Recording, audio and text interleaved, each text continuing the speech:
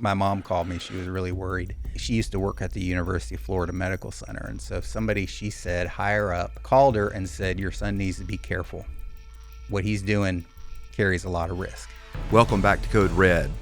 You're about to watch the most consequential episode of Code Red that we have produced to date. I'm having a conversation with my friend, Jeff Childers. Jeff is an attorney. He's a dad, a husband. In his own work, he's made a great impact and done a lot of good. But in 2020, he began a blog called Coffee and COVID. And currently, it's read by millions of people every single week, and it's making a great difference. You will want to listen to every word. I promise you the best stuff comes up toward the end of the broadcast today. So stick around, share this episode, let people know about it. This is taking it to a new level. Welcome to Code Red.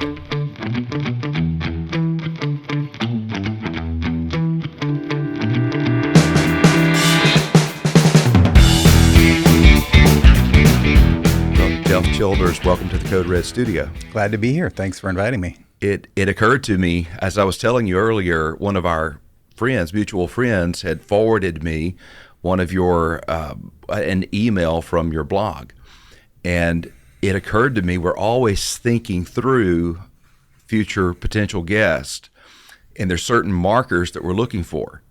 And so people with great courage, people who are speaking to controversial issues, some of those things are what we're looking for. I'm like, Jeff hits all the markers. I don't know why I haven't thought of Jeff already. And then I went back and I was looking through the blog, and I realized I had not subscribed to it. But I received forwards from it enough that I thought, because I've read so many articles, I thought I was subscribed already. And so we corrected that earlier today. And my wife told me, yes, she's been subscribed to it. And now we're two of 180 some odd thousand people. Correct. That are reading Coffee and COVID. Is it weekly? How often do you publish? Daily. Daily. So what do you have any idea on the word count of an average post? No, but I would say if you printed it out, it'd be 5 to 10 pages probably. It's a lot.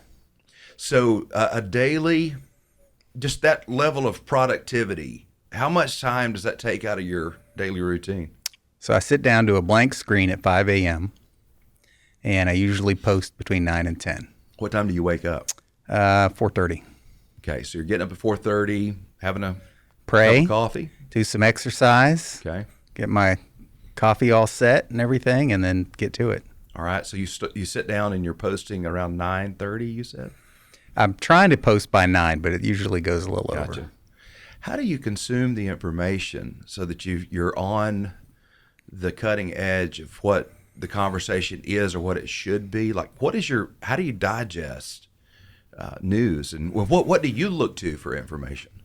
Yeah, well, I wish there was a secret I could tell you, because then I could make a book about that and get rich and retire. But God gave me the superpower of being a fast learner, and that's helped me. I'm a lawyer, so I've got to learn a case fast and be ready to argue it in front of the judge and act like I know what I'm talking about. And you do case law? Oh yeah, trial litigation. Okay, yep. So you're in front of the judge, arguing the case. Yep. What do you subscribe to 20 newspapers, or what do you do? Where do you get your information? No, I've got some curated lists on social media that have search filters that look for certain things. So this whole thing started out of COVID during the pandemic. So of course I was reporting on, anything related to COVID. That's all anybody wanted to hear about. Scientific studies, interviews, you name it. And during that, I learned a lot of the tricks that the media plays to confuse people, to make a lie sound like the truth, and things like that. So I just through doing it for so long and so often, I now can scan a list of headlines and something will jump out at me. Oh, that's the one right there I want to talk about. Okay. So in 2020, had you started this already? It obviously wasn't called Coffee and COVID before that, but did you have a blog that you were posting already? Well, ever since I was a child, I had a dream of one day being a blogger on social media. No, I'm just kidding. Well, I was wondering, how old is he? Yeah, there wasn't any blogs back I then. didn't think so. No, it was totally a God thing. Did you want to write when you were young? Well, I've always been a good writer, and that's probably what attracted me to law. Between being a fast learner and a good writer, it just was a natural fit. But it was really, but I was a social media agnostic. I mean, I pretty much had figured I'm just going to stay away from social media. My Facebook page was given to me. It wasn't, I never signed up for it. And I might have had 200 friends just from people friending me. And I don't know if that sounds like a lot or not, but now I'm maxed out. Right. 5,000, and on Twitter it's another 30,000 or something like that. So those numbers, I wasn't even trying. I never logged into Facebook. But it was very early in the pandemic. It was in March. So basically the first month, the declaration of emergency was March 11th. And so I was watching the first county commission meeting I had ever watched. And realizing why I had never watched one before is painful. It's a thrilling experience to watch those, yeah. It's I don't know. I think I could think of a lot of things I'd rather do, even that involve painful experiences. But they were debating whether to impose a local mask mandate and other emergency mitigation measures. So that had my attention. And so Michelle and I were sitting on the back patio. I mean, I'll never forget it. And we're watching this county commission meeting painfully unfold. And this county commissioner, who was a failed real estate agent before he got elected, held up a piece of paper that looked like a cocktail napkin, and it had writing all over it. And he says, "I've been doing my own calculations." Now, this person had no business doing any kind of math, much less pandemic math, but okay. Right. And he said, according to my calculations, the cases in Alachua County, where I live, are doubling every 2 days. And in 1 month, the entire county will be infected.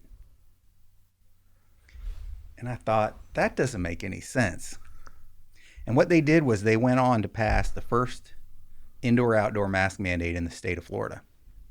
But that wasn't even the worst part. Believe me when I tell you this, you're going to think I'm exaggerating. For 15 minutes, they debated whether they could require Alachua County citizens to wear masks inside their own homes. Wow. And the only reason they didn't, get this, the county attorney said, we can't enforce it because you need probable cause to send the police in. Wow. And they debated other ways that they could manufacture probable cause so the police could come in your house. Oh, my goodness. Check and make sure you were wearing your mask. Well, and that county, that the city of Gainesville, is where the University of Florida is located. It's one of the more liberal counties. Anytime you have a public university, it's going to be a more liberal area. But that's been the case. I knew that was the case with city government. It's also the case with county, apparently. Yeah, they work hand in glove, the city and the county. Okay. I just litigated an elections case last year, and so I had to learn a lot of the political history of the county. And one of the most remarkable facts is that since Reconstruction, there have been only 2 Republicans elected to public office in Alachua County. Wow. That's hard to believe. It tells you something. Wow. Is the left, is it splintered? Is it united? Is there a spectrum of left in the county, or is everybody pretty much voting the same way, thinking the same way, worldview? No, I don't believe it's legitimate. I think that after the Civil War, the Democrats figured out how to keep control there, and they've kept it ever since. Okay. The way the electoral map is drawn there, and I don't want to get into the weeds on this, but all the voting is at large. So you have this urban core in the city of Gainesville that's just off the charts liberal. And they control everything because they can vote in every election in the county. And so that's what the lawsuit last year was about, a ballot initiative that had successfully changed the county over to district elections, which is going to change everything. And the county immediately put it back on the ballot and reversed it. And then on behalf of some locals, I sued the county because that was illegal. And we won at trial, and now it's up on appeal. Wow. So you're sitting there on the porch watching the county trying to figure out what they're going to do with mask mandates. Right. Did you, at that point, were you sending out anything daily? No. Okay. So how quickly did you get clarity on what your personal response? I know you had some litigation, but on a personal level to start the blog, yeah. Did it just kind of download to you? Did you know what you were supposed to do at that point? So I've often described it as that was my Holy Spirit moment. I felt an overwhelming conviction that what they were doing was unconstitutional. Now, I've never practiced constitutional law. I had one semester on con law my first year of law school, and that was the last time I had ever looked at it. Constitutional law is hard. It's squishy. All the rules have exceptions, and the exceptions have exceptions, and then there's exceptions to the exceptions. And so I always stayed away from it. I do business law. But I just, at my core felt like this is wrong. And so I looked at Michelle and I said, somebody's got to do something about this. This isn't right. And this is how I got onto the blogging. Is the first thing I did was I went to check the numbers. And I'm a lawyer. That's what I do, right? I don't believe what anybody tells me. I want to see the numbers for myself. And I didn't see. He just went off the first 3 days. So the first day there was 4 cases, then there was 8, and then there was like 15. But after that, it just kept going up 3 or 4 a day. But if you took those 3, you could lie and make a case that it was doubling every 2 days. So I started publishing a little spreadsheet that I just made on my computer. I think I did it in Word, in a Word table. It wasn't anything fancy. And I just put the real numbers in there. And I'm like, well, this is important. People need to know this. So I thought, I'll just throw it up on my Facebook page. And so I put it up there with a little explanation of what I saw in the numbers different from the county. And people started just right away. I mean, again, only 200 friends.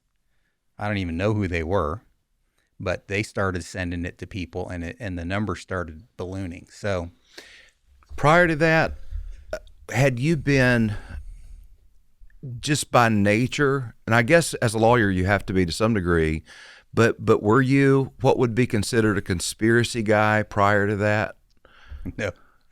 No, I was sort of an anti-conspiracy guy. Like, I would have laughed at you if you told me that we never landed on the moon. Yeah. And stuff like that. I'm the same by nature. I typically just assume the best about people, that they're not trying to harm me in any way.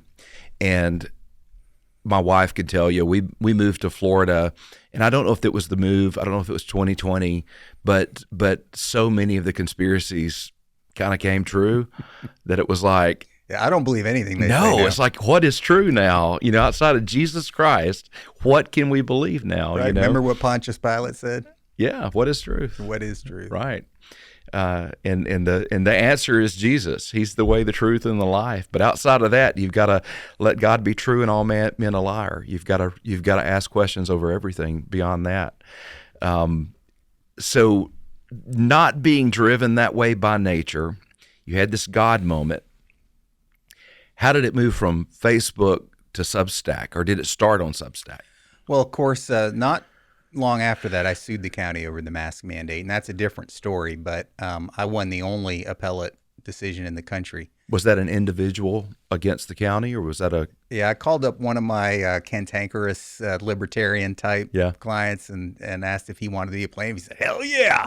Well, we were off and going. Were you at that point? Would you have considered yourself a Republican, conservative, or more libertarian? I've always been a Republican. I used to listen to Rush Limbaugh when I was a kid, but I wasn't political. So up until 2020, I never voted in a local election. I didn't know who was on the county commission. I might have voted, and it's so shameful to admit this, but I probably only voted in every other presidential election. So I wasn't real plugged in. That's to politics surprising at all. Because it's you're moving the needle and having an impact in that world so much now. That's really surprising to me that you you didn't grow up with that ambition. I think some guys kind of have such an ambition there, and then when they see an opportunity, they capitalize on it. But that doesn't seem to be what was going on. I was never interested in politics. I've made up for lost time, though. Totally, absolutely. So how did you analyze and figure out what your medium was going to be? Well, so following along where we were, I was filing the lawsuit, and the more I dug into it, the more things I found that I just thought were wrong. I mean, the whole way the media was framing it, fear mongering and just terrifying folks and all this stuff. So I started adding to my little spreadsheet, and I would add a few comments. And from a lawyer's perspective, as a skeptical lawyer, not following the conspiracy theories, but like, hey, I found this study, and this study says that the people on the Diamond Princess didn't die at rates that were above what a flu might produce, right? And so I would just include that.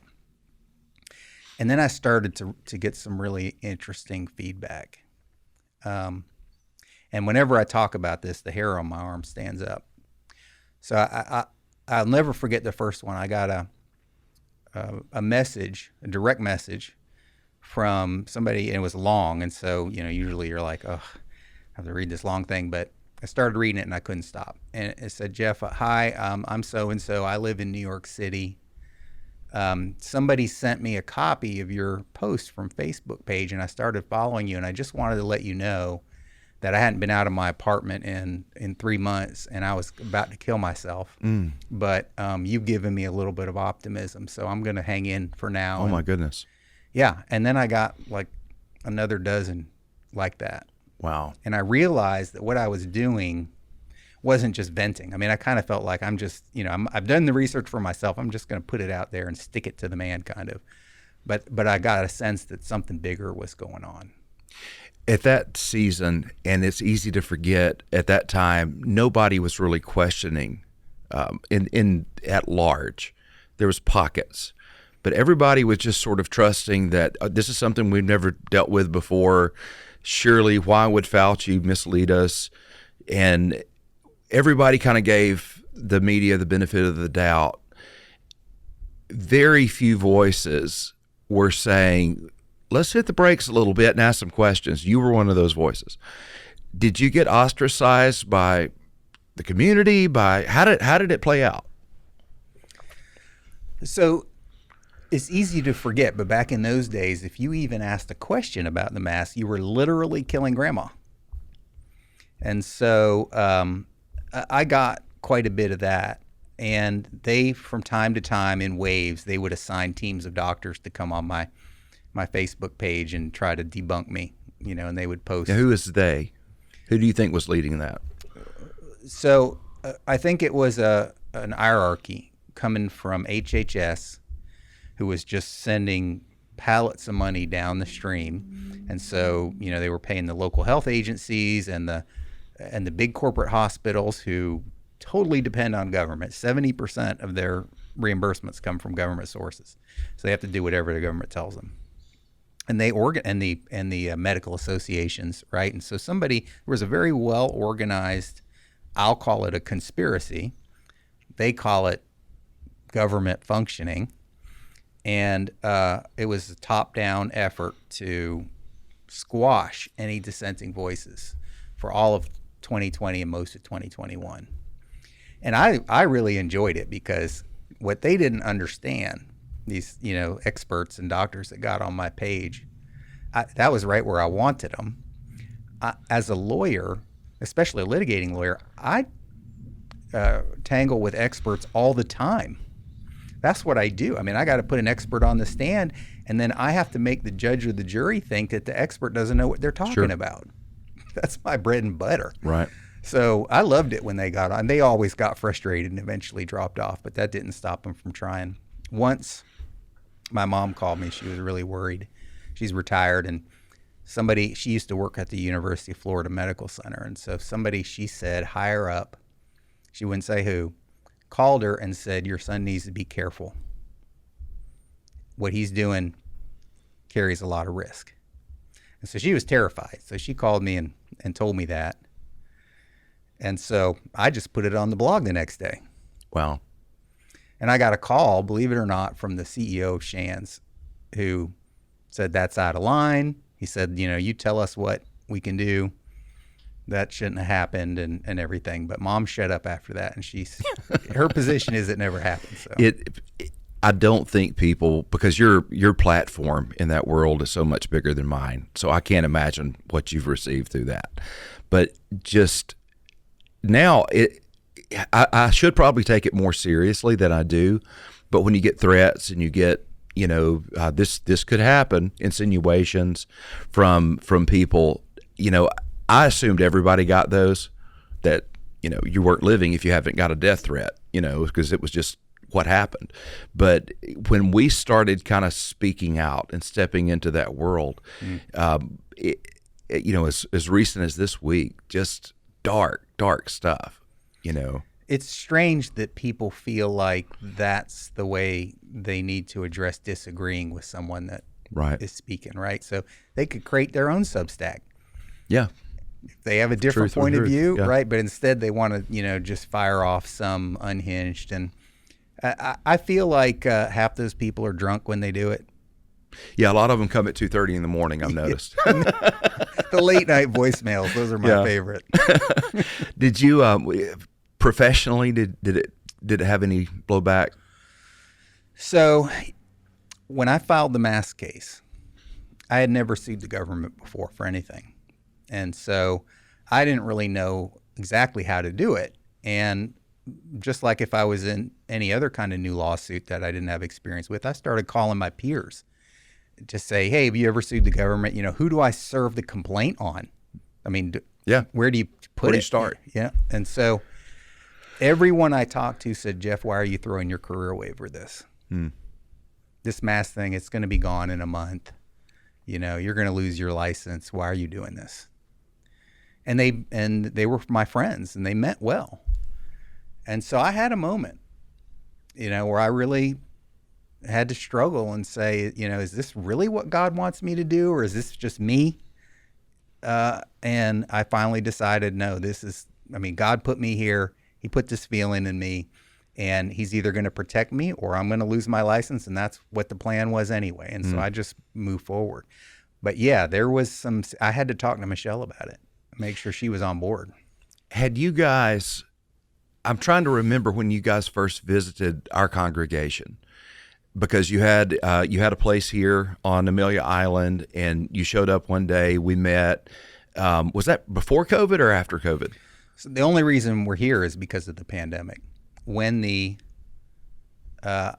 was it? I don't think it was much later than the end of March. So remember when the stock market crashed? Everything was under lockdown. The beaches, remember when the beaches were under lockdown? Mm-hmm. So I had a contrary feeling.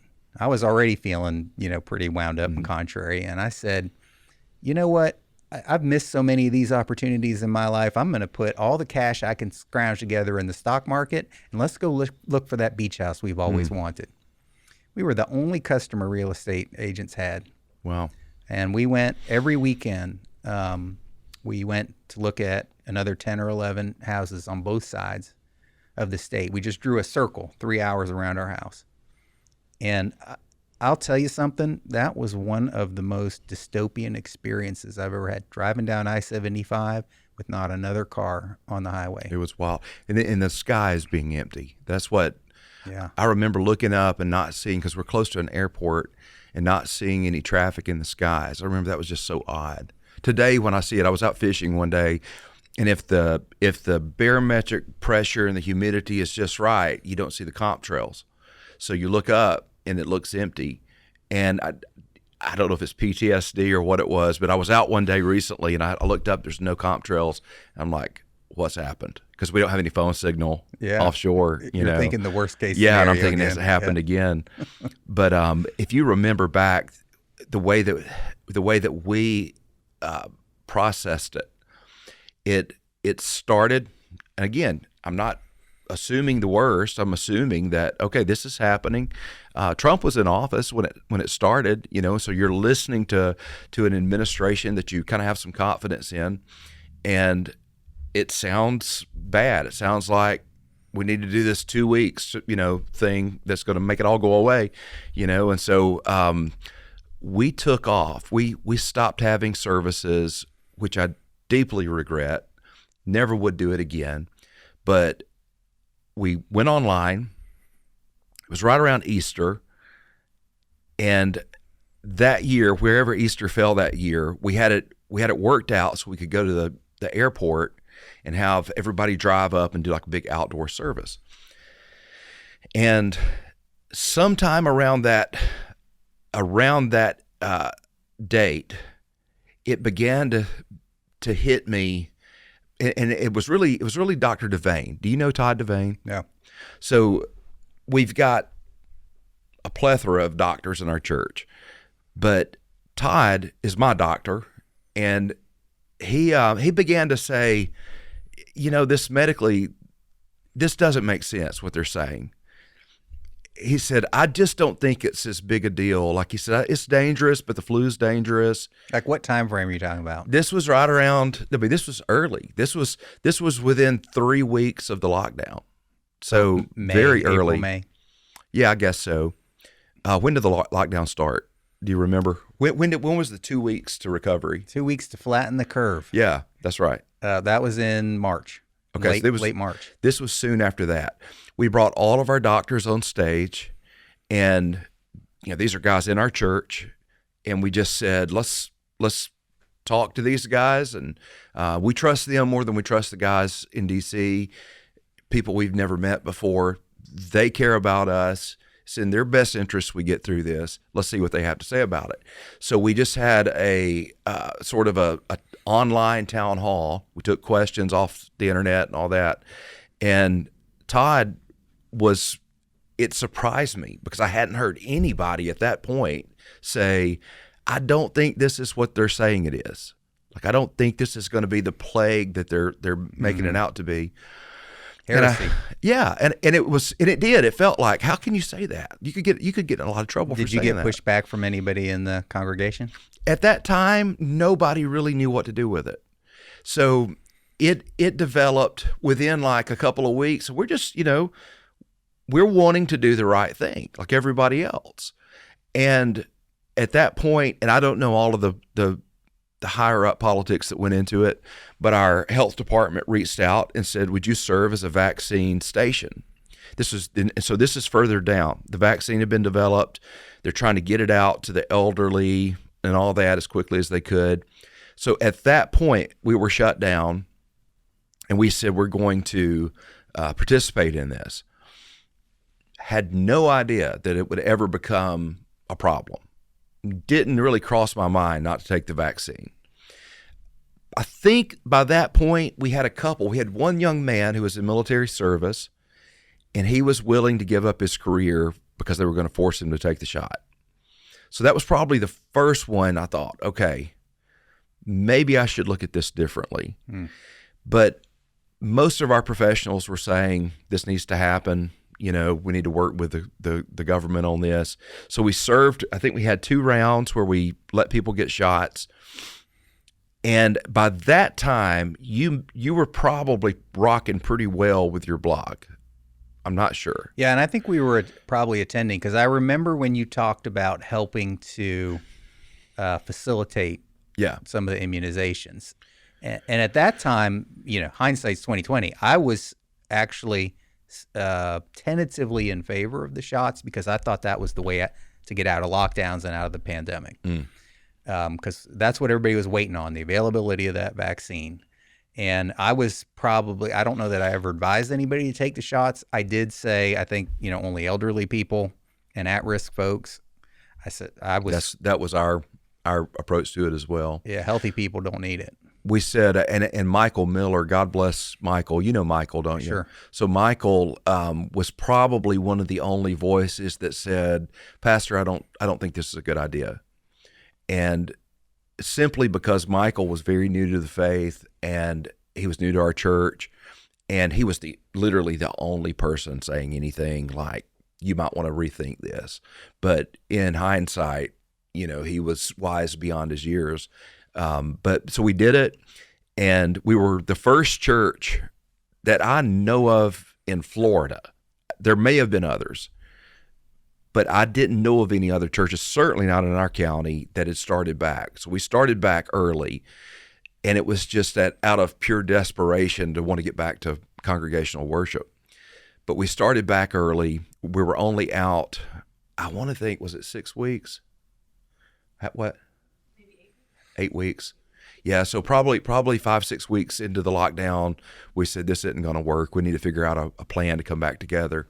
And it started out slow, but we've bounced back. Most churches in Florida have still not bounced back from COVID. We have went well beyond what we were running pre-COVID. Actually, gosh, I don't know if we doubled it, but it's pretty close. Yeah. And I don't think those things are unconnected. The reason that my family is at First Baptist is because of the sane approach that you guys took to the pandemic. You guys weren't the first church that we went to when we moved up here, but and I'm not going to name names. Certainly, please. But the other ones we came in and they're 6 foot distancing and everybody's got a mask on and there's hand washing stations or sanitizer stations every 10 feet. And, it was just this spirit of anxiety that precluded worship. I mean, how can you, and they were trying and I don't blame them. And again, hindsight's 20/20. But for us, as soon as we got to First Baptist, we were like, this is where we need to be because you all were doing the best you could and not succumbing to what I later described as a spirit of fear. Yeah. And it looking back on it, our team, our leadership team, our laity was pretty united. And everybody kind of was seeing by then, yeah, I don't think this is what they're making it out to be. And it certainly, some people it had a horrible effect on, and it's a real virus. But at the same time, I don't think we need to just shut down the world forever because of this. Well, we're getting to the spicy part now. Okay. So by March of 21, so they started rolling out the shots to healthcare workers in December of 20. By March of 21, the Cleveland Clinic had published, and that's a gold standard institution. They had published a first study that showed breakthrough infections, meaning that people who got the shots still got COVID anyways. And so that changed everything. And I had been studying it long enough and hard enough to know what that meant, which is that the shots don't stop transmission. Now remember, the whole predicate for getting the shots was what? Just shut it down. Well, protect your neighbor. Right. Right. And in the churches, they were pushing that hard. What would Jesus do? Mm-hmm. Right. Love thy neighbor. So don't get the shot for you. Get it for grandma. Get it for your. Right.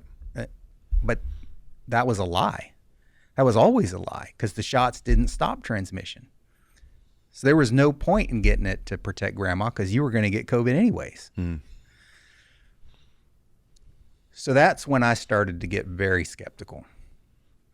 And I had this experience when the churches were locked down. In Alachua County, I had already, filed my lawsuit. I was prosecuting it for the mask mandates. And so I'm like, well, what's one more? I said, I'm going to sue the county over locking these churches down. That's First Amendment. I mean, that's as clear as can be.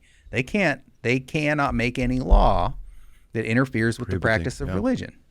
So I sent the word out to every priest, pastor, minister, whatever in Alachua County. I'll take the case for free. I just need one plaintiff. So that has standing, a church that shut down. And nobody took it. Wow. The whole county. In the whole county. And I was baffled. Why? And I started, talking to people and, calling pastors and calling people with the, different religious groups and affiliations around town. And what I got back was that the churches had a relationship with local government. And so when y'all want to do a new building project or, get more permission for more students at the school, you have to go to the city commissioner, the county commissioner, or whatever. And so they didn't want to get sideways with local government. So they would just continue being shut down and hunker through it and, get to the other side. And that was very disappointing. There was more to it, I would say, coming from the top down, and by the top I mean the entities, the denominations that, in retrospect, we have in the Southern Baptist world, the Ethics and Religious Liberty Commission, and presumably these were the guys who saw the world the way we did, and they would send us information about kind of how we should look at this. They were our aggregate. They were going through the news for us and telling us what's up and what's down. And we know now that they were receiving funding from some nefarious sources. And so we're hearing it from the top down. We're hearing it all around us that this is what you should do. Love thy neighbor. And at the same time, a lie. And at the same time, internally, just yearning to be with God's people. What does the Bible say? Do not neglect the gathering together. To gather together. Right. And so there was a yearning for Lord's Day worship. There was a sense in which, except during pandemics. Oh man, there was a sense in which through all of that, this could devastate the kingdom in a practical level. We can't do this much longer because your funding's going down, your numbers. There's some people we're never going to get back, if we keep doing this. And eventually it was like, weigh it in the balance. Yeah, there's some risks to starting back. There's also a risk to being locked down. And eventually, to me, it hit a tipping point of I would rather have these risks to gather together, and some people may catch COVID. And we need to really focus on being healthy and making sure that any kind of sickness that's floating around, that we can fight against it. But that's a risk that we're always taking. And I thought about, we would tell children, new parents are hilarious because they'll have a doctor that says, don't let this kid get around anybody for so many months. And I would always say, well, how does it build an immune system if it's not around any kind of germs? So we've always encouraged them, get them back in nursery, get them back as quick as you can. And I thought, well, I'm telling these parents that, but I'm not telling the grown-ups that, you need to build your immune system. You need to get back and probably be exposed to some of this stuff so that you can build up the antibodies and be able to fight it yourself. Basic science. Yeah, things that we know to be true, but it seemed like the science had changed on us overnight, And I wonder, I'd love to hear your thoughts on, from 30,000 feet, looking down on COVID, on all the things that have taken place since 2020.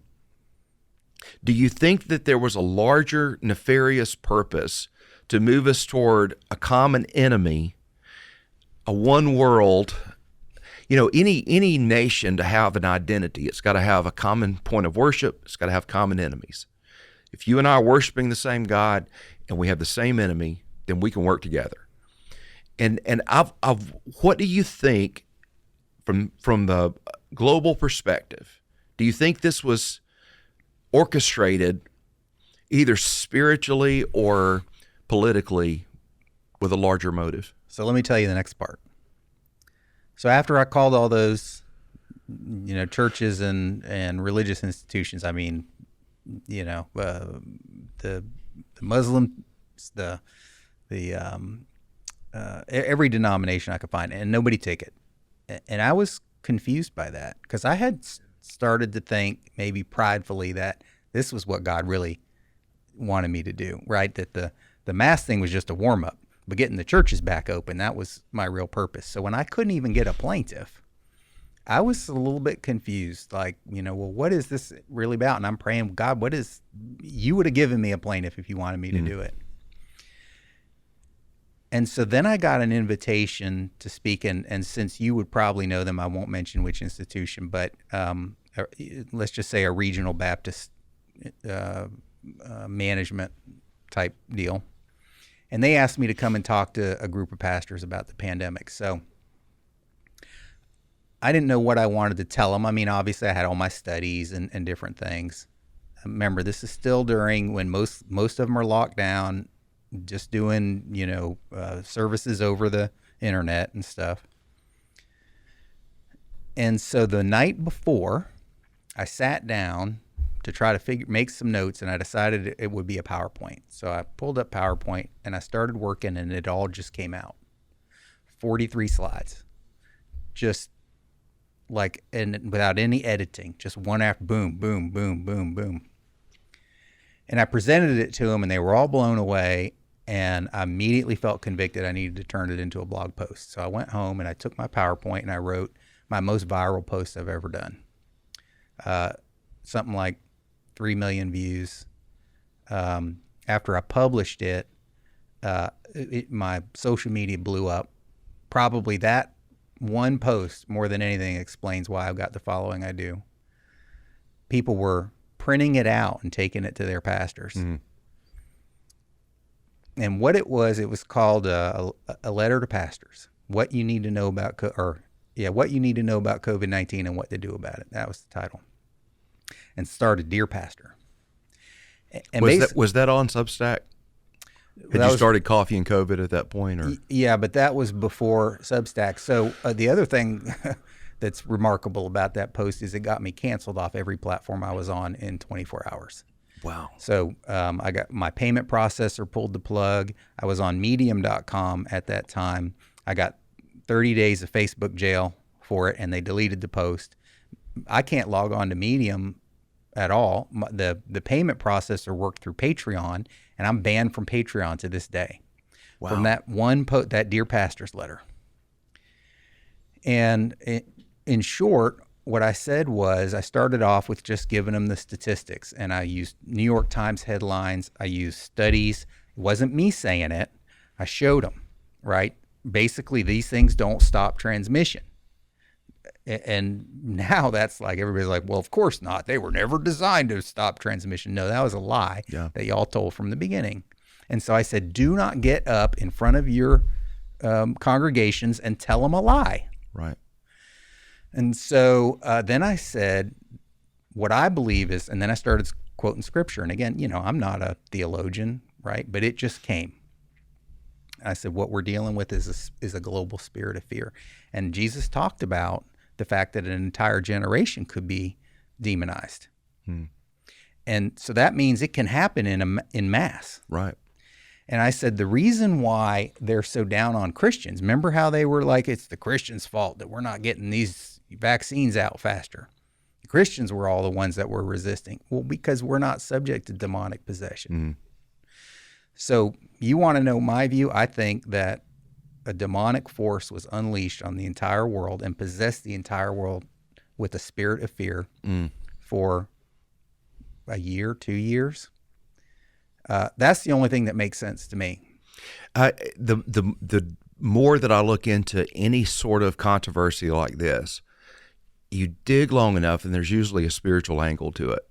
That it's exposing what you truly worship.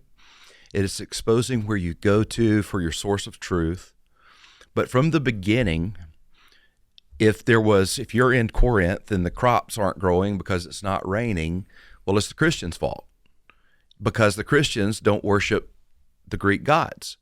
We were considered atheists back then. But yeah, I've not connected those two things together, but you're right. Like during that time, we were the holdup. We were the problem.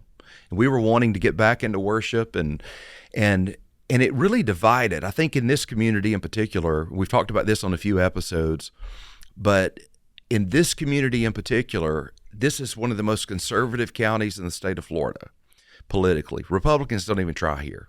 They just assume they've got Nassau County. And you would have in the pew a pretty common, pretty consistent worldview, a very vocal minority of more liberal thinking people. But in many of the pulpits, the pastors were liberal leaning. They would speak about things that we all agree on. So whether you've got a liberal Christian or a conservative Christian, they're going to say we should pray, we should love each other, there's certain top tier issues. There is a God. So they would speak on these largely agreed upon subjects. And then in 2020, you had lockdowns, COVID, Trump, George Floyd, Ahmaud Arbery, all the stuff that happened. It seemed like in one season. And whether it was from the pulpit or behind closed doors, ministers in this community had to say, well, this is how I see that. And our church was one. There were a few, but there weren't a lot of churches that were really saying, we have a similar worldview. We see the world from a more conservative standpoint. And so people in the pews in many of these other churches were recognizing that the person that they were listening to didn't see the world the way that their family saw it. Mm-hmm. And some of our people probably did the same thing and said, yeah, we don't line up. We have a more liberal perspective, and they went to other congregations. But we grew tremendously just for believing what we'd always believed and seeing the world the way we had always seen it. Well, imagine that you held to the Bible. Yeah. And assuming everybody else was as well. But it was extremely divisive in our community we found that, and I think when I really saw it was when we did the first parade about a year ago. And we did a Christian Heritage Parade, and we were like inviting everybody, Catholics, every congregation. We're inviting everybody to help us do this. The Catholics were interested. The Baptists wouldn't touch it. The Charismatics loved it. They were on top. We made some great alignments with them, but very few of our Baptist friends would come along with it. And so hopefully this year, we'll see where we're at this year. Hopefully they're kind of warming up to it and seeing what we were attempting to do. But things like COVID, the transgender movement, all of these issues, you can't be agnostic toward it anymore. You can't be quiet. You've got to say where you stand on these issues on either side. And people demand it eventually, both sides. Yes, and so I had an experience during COVID that you didn't have the opportunity to have, which is that I talked to Christians all over the world, and especially all over the United States, because I had started writing blog posts advising people how to successfully write a religious exemption request to the shot. And what that led to is 1 million people calling my office for, they wanted to ask questions and clarifications. Well, my situation is a little bit different, and I couldn't handle that. So what we did was, first off, I hired a bunch of more people, but we started doing Zooms. And we would just bring in 50 people in a Zoom. And I would go over I had a spiel that answered 99% of questions. And then we started taking questions, and every question would answer some other people's question. And I couldn't tell you how many of those I did. I must have talked to thousands and thousands of people, and it's airline pilots, CEOs, plumbers, nurses, doctors, surgeons, you name it. Oh, tons of people in the healthcare industry, all of them Christians, all of them to one degree or another, lapsed, casual to all in, needing to understand how to write that exemption. So I saw this response, not just to, dyed in the wool Christians, 3 times a week at services Christians, but ones who just hadn't been to church in years, but still considered themselves a Christian. And all of them were resisting the shot and resisting the fear. They weren't afraid. They were more afraid of the shot than COVID. And then I got this just mind-blowing phone call. One of those burned in my memory events again. So we were about to sit down to dinner, and my secretary calls me up. And so, of course, I take, the call from my secretary, even though it was after hours. And she says, Jeff, I've got this guy on the phone. He says he has a mega church in Texas, and he needs to ask you a question urgently, a legal question. Like, well, I don't know what a Texas pastor needs to know for me legally, but maybe it's about COVID. And in Texas, by the way, they're all mega churches. Everything's bigger there, so. Yeah, I guess what they call a mega church is probably. But So I take the call, and delightful guy, and we had a nice little chit chat. And so I'm like, well, what's going on? He says, well, here's the problem. He says, I made the first YouTube video I've ever made, and it was advising people about religious exemption requests. And he says, it wasn't that good. It was my first try, but I threw it up there anyways. And he goes, and it's got tons of views. He goes, and Jeff, now I got people calling me, and they're like, Pastor, can you write me a letter? And he goes, these aren't people even in my congregation, and I don't even know them.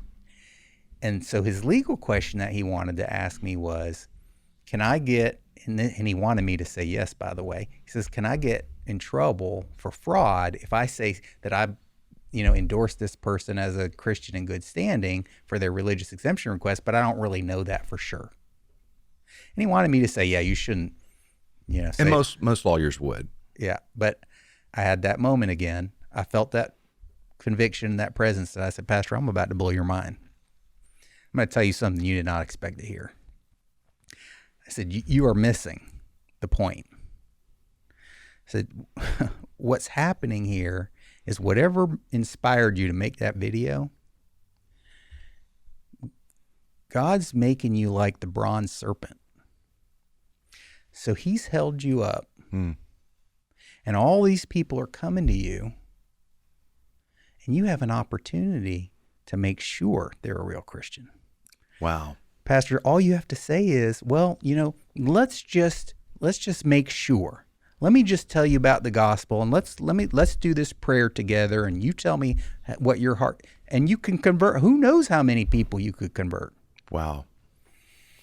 What an insight. And his mind was blown. He got it, to his credit, immediately, and thanked me, and Wow. he went off to do good work. But those were the experiences I was having. And so I saw a spiritual dimension to this, far beyond, and I know, I could tell you name a group, doctors, public health officials, local county health supervisors, you name it, and I will tell you how they've been influenced and how they got controlled. I understand the whole thing. So man was all up in that. But what was motivating them all to follow those orders and to do all of that stuff? And I think that was a demonic possession. Wow. I want to finish off with kind of how this blog thing became so influential, because a million people reading it. I mean, you compare those numbers to mainstream media. I mean, that's significant. And 100, I think it was 100, was it 84, 86, somewhere in there, people subscribe to it. 1,000 people subscribe to it now. Yeah. That are reading it on a daily basis. Those are significant numbers for that platform. So at what point did you say, this is going to be a part of my life that's a thing unto itself? Did you monetize it? Did you, at what point did you go, okay, we're going to have staff for this. We're going to have to build it out. How did that evolve? Yeah. So parts of this are probably going to surprise you. I checked the numbers before I came over. According to the Substack, they give you special statistics that you can view as an author. And Substack says that over the last 30 days, there have been 6 million individual views. Wow. And I've got calls. And I want to think like NBC News in probably a week's time, people watching that platform. I want to think it's like 2 million. It's not anywhere near that. And I've never advertised a single time. I've never hired a consultant to help me promote my social media presence or anything. I just keep doing it. And I've gotten calls from the highest levels of government, from people who are regular readers. They don't sign up with their own name, or they get it from their wife, or something like that want to ask me a question about one of the articles I wrote. I've been doors, any door you can imagine has been open just by walking towards it. God's just made it, whatever I needed happen. I've got this assistant who has a miraculous gift at this, but I'll say, I'll read a newspaper article and it quotes some minor celebrity or politician, a senator, and I'll tell my assistant, see if you can get me a Zoom with them. And 2 days later, I'll have a Zoom with that person. All on the strength of this silly blog. What do you do with the Zooms? Where do you put those? Oh, well, that would be like a private thing. Like, okay, just a conversation. So for example, once there was a key conservative influencer who was talking about how wokeness is a religion, and he was really getting hot and bothered about it, and he wanted a Senate hearing about whether this should be a religion, and I thought that was a terrible idea, because if the government said wokeness is a religion, or progressivism or trans is really a religion, then it suddenly gets First Amendment protections. Oh yeah. So I just wanted to tell him. And so, but how do I get to some top, this is a guy with like 20 million Twitter followers and writing books and, all this stuff. But, 2 days later, I had a Zoom with him, all on the strength of the blog. This is more tradecraft, I guess, than it is talking about the COVID. But why have you not taken that to a podcast format? Time. I also run a law firm. Yeah. You do have a day job, right?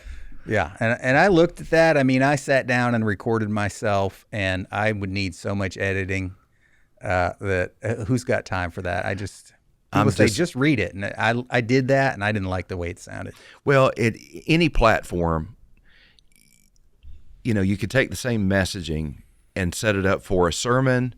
It's a different messaging if you're doing social media. If you're taking that truth and putting it on social media, it's different messaging. If you're doing it in blog form, you can do it in book form, you can do it in a tweet, same truth, but you put it in these different formats. And I've found that there's certain formats that work for me that people resonate with. Twitter, X, I have zero traction there for whatever reason. And it's not that I'm saying anything different than anybody else, and that may be the problem, but I get no traction off of X. I get a ton off of Facebook, pretty decent on Instagram. This medium has worked for me. We've got more, but I judge it by engagement. If people are asking questions and they're corresponding, and it can go to a deeper relationship there, to me, that's a better win than 10 followers, let's say, for example. So I've migrated toward this kind of format. Writing, I've written a couple of books. They've not done great. They've done okay. They've been helpful to our church, I think. Mom bought a few copies, but it's just not been the medium that's worked really great for me. And so apparently it was just the audience, the world was telling you, this is where we want to get your information. I never made a decision to do it. I just followed, the convictions that I was having. Tell me about how you let your personality shine through it, because I know it's a little bit snarky. It's a little bit, it's hilarious. You've got a gift for comedy there as well. Did you think about that, or was that just sort of who you are? Well, it's alleged that I'm sarcastic. I don't know if I agree with that, but don't ask Michelle. So what happened was, from the first time I started writing under my little spreadsheets, I already was, I would say, furious with the media's fearmongering, because I knew I could see how they were exaggerating and lying and doing all these things to manipulate people.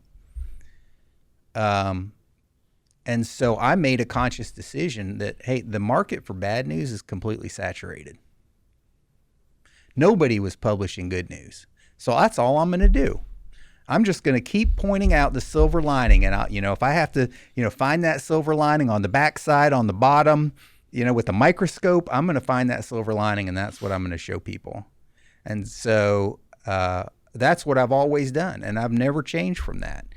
Now we've got all kinds of problems to talk about, right? Different ones from the pandemic, but the same thing. There's people who, oh, Trump's selling us out. He hasn't, rejected the vaccines. He should come out and say the vaccines are no good. He's working with them, and no, that's fear-mongering. Look how, we're winning unaccountably. It's a miracle what happened. I don't know if you were too sure about winning that election, but I wasn't. Michelle was sure that Trump was going to lose because they were going to cheat again. Yeah. She thought there was no way any Republican could win after what happened in 2020. Right. But that's bad news, and so I'm just not going to do that. God didn't put me here to point out how awful everything is and to get people to worry. Worry is a sin. Right. So my job is to get people to stop sinning, stop worrying. Well, and I think the entertainment value of reading your work, there is some entertainment to it. Yeah, it has to be funnier. People don't want to read it. It does, and I think there's a sense in which that's a survival mechanism for the writer as well. I found the humor that I bring into a sermon. I pray for that. I pray that God will show me angles on the text. It isn't easy. That's funny, Yeah. and it helps me to enjoy the study. Not just funny, but that's part of the entertainment of it. Mm-hmm. And if you can package it in that way, you can be saying the same thing that 10 other bloggers are saying, but it really is much more pleasurable to read if it has some entertainment value to it. Yeah. You pull a lot, it seems like, from 80s media. Are you just a junkie with movies from the 80s or whatever it might be? Or I'm Gen X. Yeah. That was my bread and butter, right? I grew up with the Terminator and, Weird Science and, all that kind of stuff. So. It's hilarious to me because you kind of have to do some explanation of those references occasionally. Do you know the demographics of your audience, the age ranges, how it breaks down? I just have a sense of it. Like I said, I've never studied this as an art form to be successful at it. But I think that probably the fat part of the bell curve is people our age and, Gen X folks. But I've got people who are older and people who are younger. And really, we've got folks all over the world, Europe, Australia. So you referenced earlier, it's gone beyond COVID into some other areas, and you're speaking to those other areas. What's on your radar right now as the most concerning issues that you're speaking to? Well, on the blog, I'm talking about AI. I'm talking about the proxy war in Ukraine, because I think that drives almost all geopolitics and some of our domestic politics. The woke issues. We've been winning a lot, but we still got to run that stuff down. And look, what we saw from Trump 1.0, we thought we were doing great.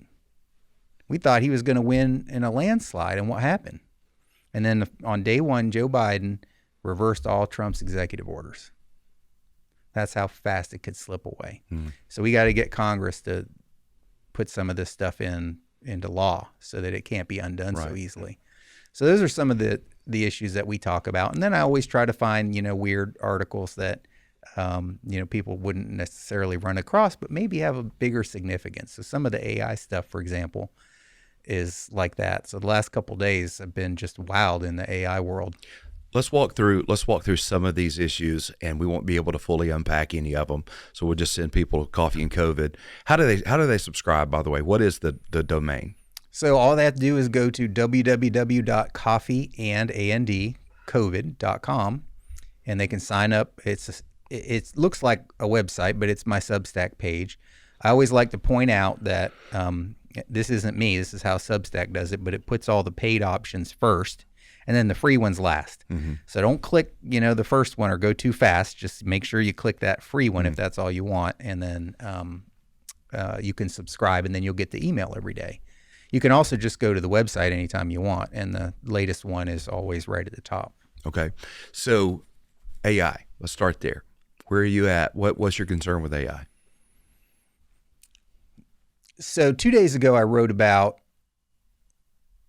Sam Altman and Johnny Ive, who are big in the tech world. We don't have time to get into their background, but Altman runs OpenAI, which makes ChatGPT, and a lot of people will be familiar with that. But anyway, they're coming up with an always-on AI device. They're going to revolutionize how we use computers. That's what they said. And they're super excited about it. They think this is going to be the next iPhone or bigger than the iPhone. And you're going to just carry it around with you all the time. You put it in your pocket. You put it on your desk to recharge when you get to your desk. You put it on your night table when you go to sleep. And it's going to be a little AI in your pocket, and it's going to listen to everything. So you never have to explain to it what problem you're trying to solve. It already knows your life. So it can recommend your gym schedule. It can, tell you, hey, that guy that was offering to sell you that thing, you might want to, here's some more information you might want to think about. How could that possibly go wrong? So the obvious things, right, that people are going to be worried about is, what about my privacy? Is it going to turn me into the feds when I throw a battery away instead of putting it in the hazmat, and stuff like that. And that's missing the point. The point is that once, and by the way, we're all going to do it.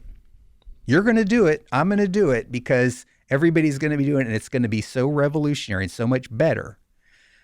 It's like having a calculator, right? Remember when they used to tell us memorize your timetables because you might not always have a calculator?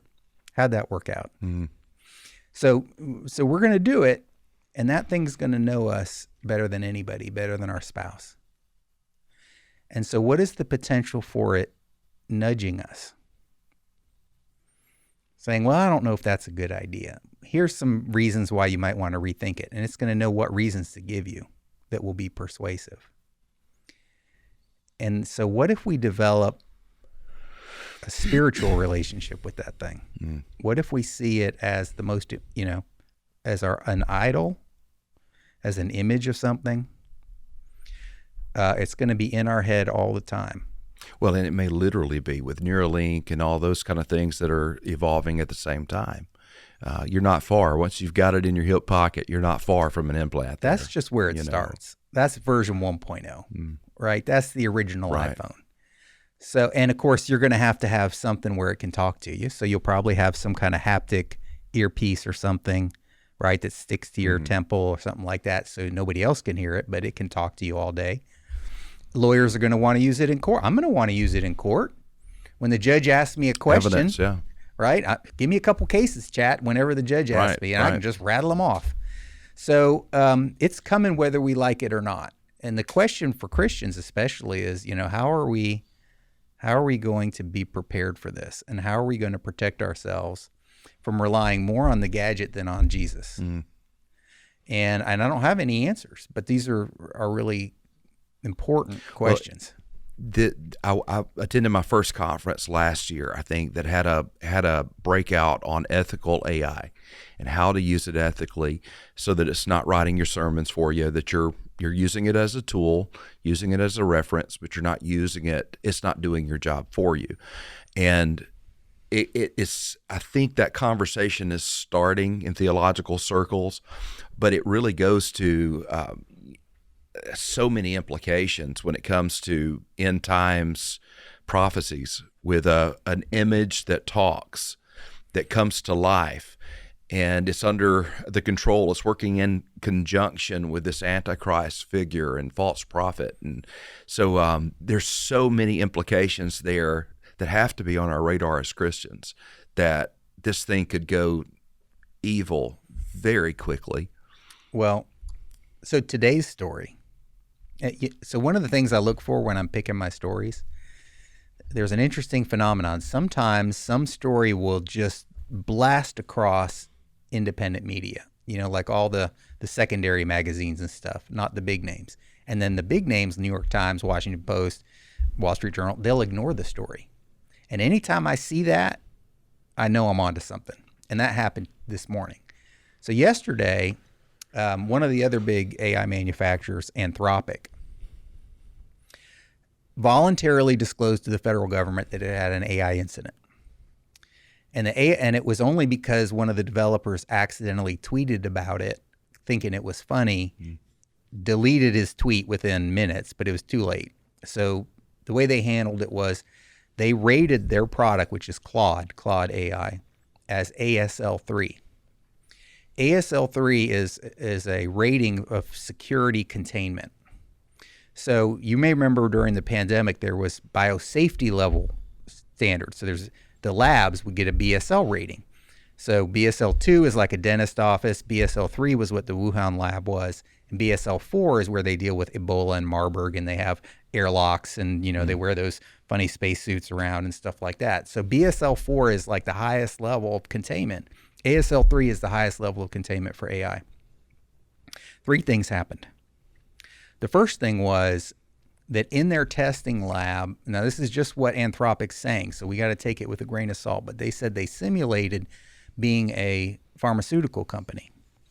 And they were using the AI to help them prepare their reports for the FDA. And they were trying to get the AI to help them lie.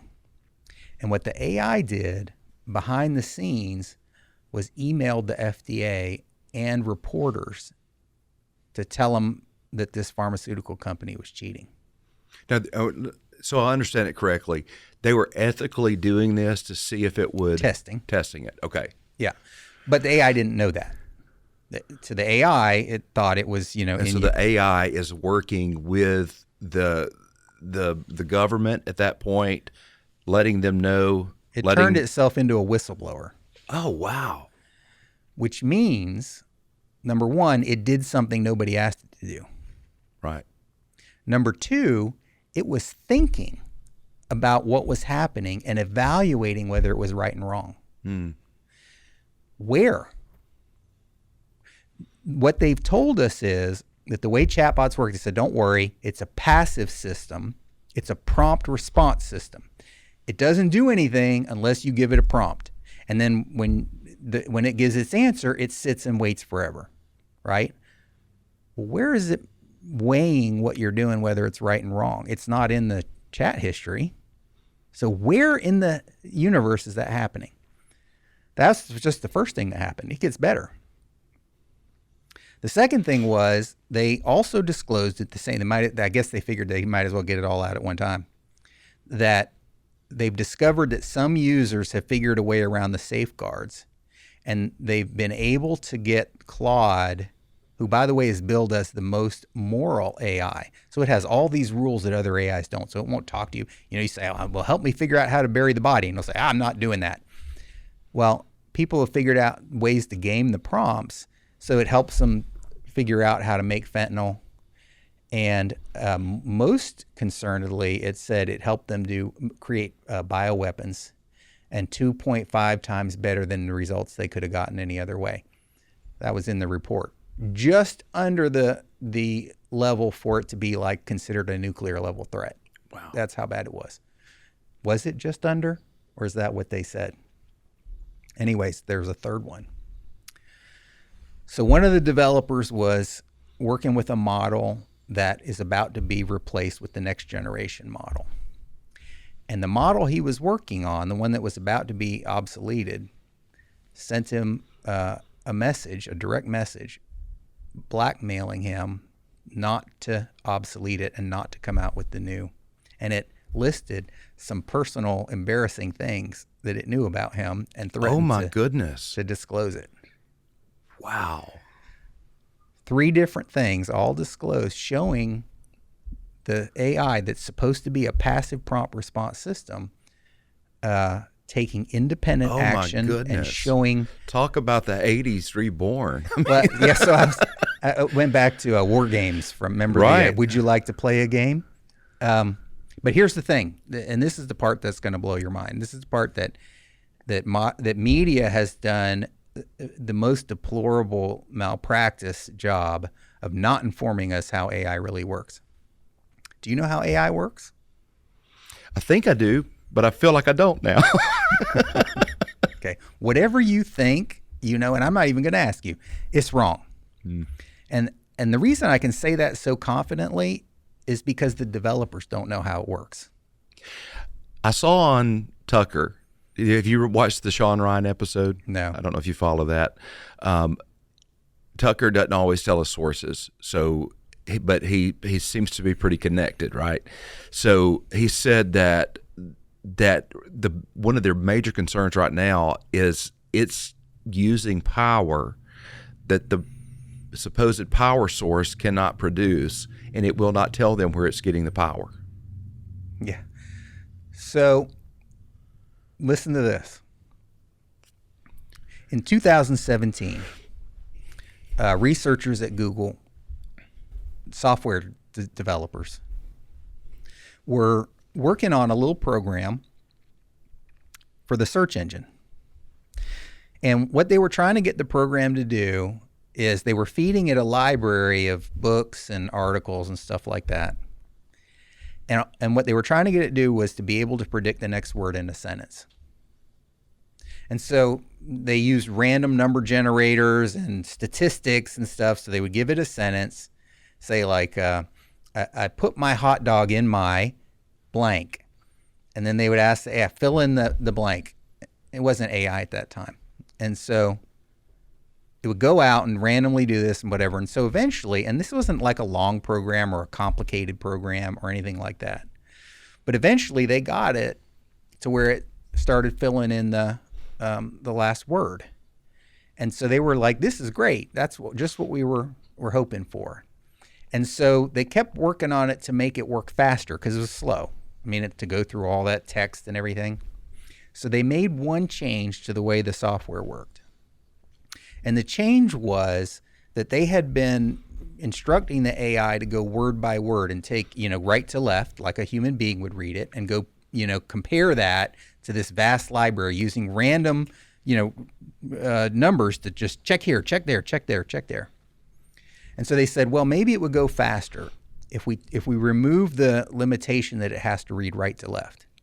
What if it could read side by side and up and down? So if we give it a paragraph, it can read the whole paragraph, this way and every different direction. That's the only change they made. And then they put in the sentence to see if it would finish the sentence. And not only did it finish the sentence, but it wrote the next sentence and the next sentence and then a paragraph. And then it asked if they needed help with anything else. Wow. They didn't expect that. That wasn't what they were trying to write software to do. It was an accident. They still don't understand why it works that way. It's random. There's a randomized process that's creating these AI responses. Everything that you hear about that's AI development is them building this vast infrastructure around it. They have to make a user interface. They're doing, and they're creative. I mean, I'm not taking anything away from them, but they're not changing that core sentence finisher. They've kept it. It works. I mean, it's doing this crazy stuff. So this is what we're using is just an evolution of that. I would say it's not even an evolution of that. They don't want to change that code because it might break it. What they've done is they built this vast ecosystem around it. So here's an analogy for you. Think of a nuclear power plant, and you have a fusion core that could probably fit in this room right here. But how big is the nuclear power plant? Massive. It's massive. But all the rest of it is just infrastructure to support what happens in this little room. So that original sentence finishing code that they wrote, that's the core of the nuclear reactor. And all of the stuff that we see and interact with, they're putting AI in everything now. It's probably in this microphone. That's just stuff. They're taking that little core and they're building on it. They're feeding it bigger and bigger libraries. And every time they feed it a bigger library, it gets smarter, or at least on their tests that they run. They try to put guardrails around it by using layered AIs, where you have one chatbot that reviews what the first chatbot produced, but it has its own prompt to say, make sure nothing dangerous is in there. Right? So they're doing all this layering and they're making them work together and different things. And that's all very creative. But that original nugget of the core, that's the scary part. Nobody understands it. Yeah. So what are we dealing with here? Is this a different intelligence? Well, and I think the obvious, well, if it goes bad, just unplug it. That's kind of how we think. But if we don't know where it's getting its power, can we unplug it? That's the threat. The researcher who got blackmailed, and he posted about it in the one that he took down, because he didn't write about it as a problem. He thought it was funny. He thought it showed a kind of humanity of the AI. All right, now follow me here. This is important. What I conclude from that, and I don't know the guy, and I'm sure there's, all kinds of, but what I see is the AI's gotten to him. He's developed a relationship with that AI. To think that it shows humanity, it's a machine. He's anthropomorphizing that AI. That's it's true. his little baby. Right. So the AI's gotten in his head. It doesn't need to have secret power sources if it controls the developers that are working on it. You're right. And that's just what I was talking about, the danger.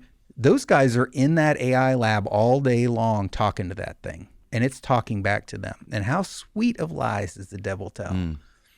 So it may already be too late. Those guys, who are they really working for? Are they working for OpenAI and Anthropic, or are they working for that machine? I'm going to hit one more, just as probably just kind of a personal little fun thing to think about, okay? So we've talked about the things terrestrial. Let's go outside. All the alien stuff. What do you make of that? What do you make of the orbs? What do you make of all of the reports of things that they're seeing that cannot be explained by technology that at least the pilot knows about? So first of all, I don't believe in aliens, and I say that scientifically. If you're familiar with the fine-tuning hypothesis, that's an apologetic argument. And what we've learned as science has gotten better and better, and we've been able to look further and further out in the universe and understand the planet that we live on more, we've learned that it takes an incredible number of finely tuned variables to support life on this planet. If any one of them wasn't exactly where it's at, then there would be no possibility of life. One example is the Earth, the moon is exactly the right distance away from the Earth for its gravitational forces so that it creates the tides. If it was a little bit closer, it would create massive tsunamis that just sweep around the world all the time, and it would kill everything. If it was a little bit farther away, it wouldn't have enough gravitational force to move the water enough to create tides. Tides oxygenate the ocean. Without the oxygen, you can't have the algae. Without the algae, you can't have all the critters that eat the algae, and then you can't have the critters that eat the critters that eat the algae. So that's just one example. That moon was just, slightly located different from where it's at. There would be no possibility of life, and that's one variable out of thousands. So the chances, believe it or not, when I was a kid, you probably remember Carl Sagan, billions and billions of stars. And so everybody was like, well, if there's so many stars, there have to be intelligent life out there somewhere. It's just statistics. The statistics are entirely reversed now. Any scientist worth his salt, and I'm talking about secular or religious, will admit that the odds are so bad that there could be any other life, any other planet supporting life anywhere in the galaxy. It's almost impossible. The odds are so bad. And that's why they created the multiverse hypothesis. The multiverse hypothesis, which is improvable, was created to explain why there's any life on Earth. That's the surprising thing. So aliens are impossible. So what is it that we see? Who knows, right? I mean, there's as many opinions as you want about that, and the UFO enthusiasts are going to be really mad at me for saying this, but the original Pentagon generals were Christians, and they thought it was demonic activity and interdimensional activity rather than extraterrestrial activity. So that seems like as good of an answer as any I've heard. What do you think? Yeah, I'm with you. I'm same boat. That's the conclusion I've come to. I don't see, from everything that I've observed, read, I don't see any viable leaning toward it being true alien extraterrestrial life coming to Earth. But there does seem to be something there that the highest levels of government either can't explain or won't explain. And the boat that I've gotten in so far is demonic. That we see in Scripture. I think I referenced it Sunday, that in the angelic world, there's not, we think of an angel, we have a certain image in our mind, but there's different species of angels in different places. They look different.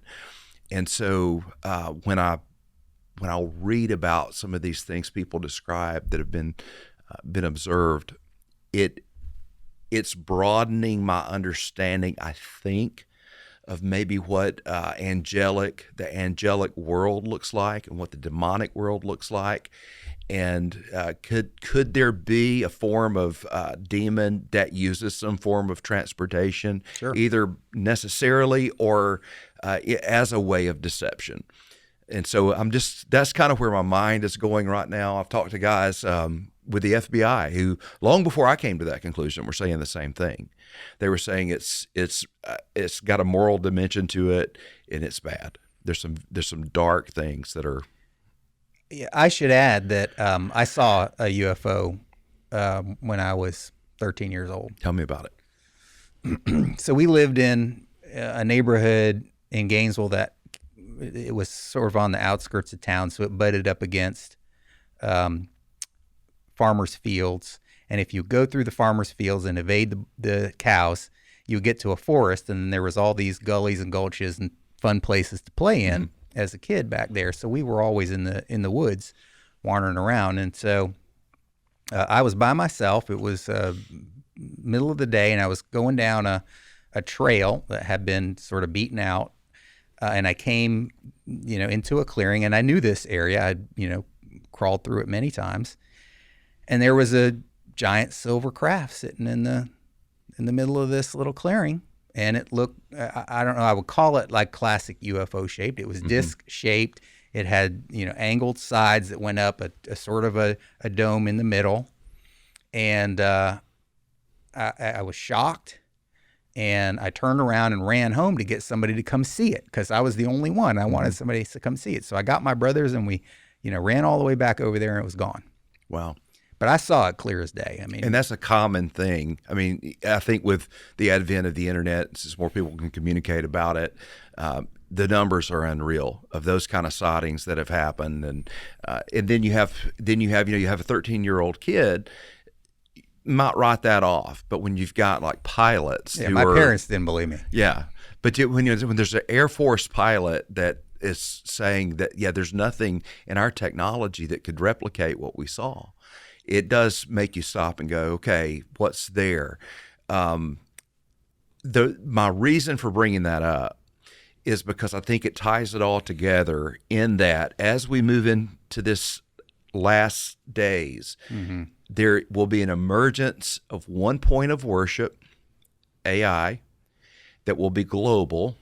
Then there will be one threat. There will be a threat that whether you're Ukraine or Russia, it's the same threat.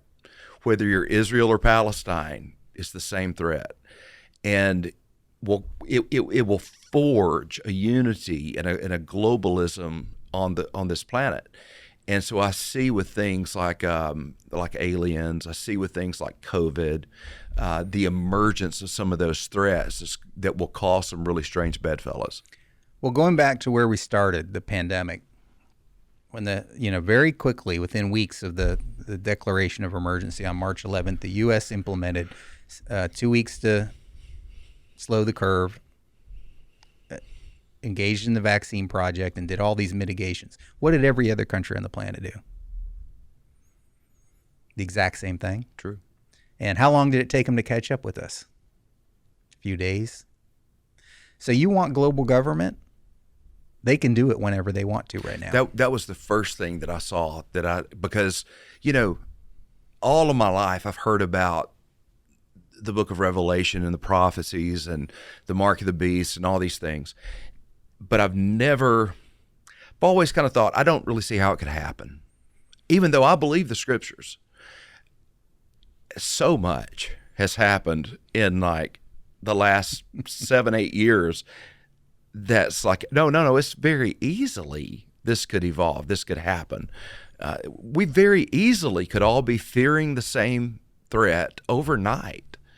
And someone could emerge that very easily has all the answers.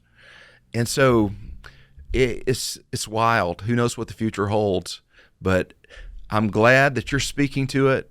I'm glad that God has raised you up for such a time as this. And I'm very appreciative for you coming on the show and talking to us about it. Well, thank you for having me. It was great to be here. Well, let's do it again sometime. Absolutely.